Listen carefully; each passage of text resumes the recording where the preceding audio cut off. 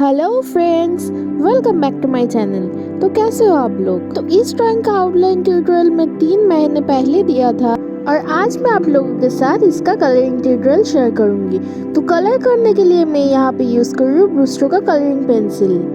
तो ये वाला जो ड्राइंग में किया था, जिस रेफरेंस फोटो देख के किया था, उसमें राधा माँ की ड्रेस का कलर पिंक था और आंखों का कलर ब्राउन था। और मैं इसको जेमिनाई की मदद से करेक्ट करके मायापुर की राधा माँ की आंखों का कलर देख के फिर मैंने यहाँ पे कलर स्टार्ट कर रही हूँ। तो आप लोग स्टेप बाय स्टेप अभी देखो मैं कैसे पूरा कलर कर रही हूँ।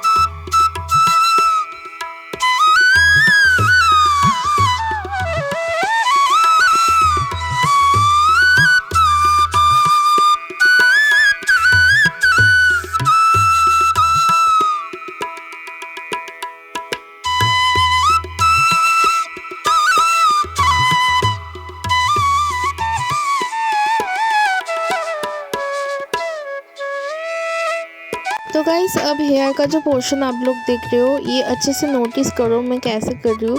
इस टाइप से करोगे तो आप लोगों को बेस्ट रिजल्ट मिलेगा।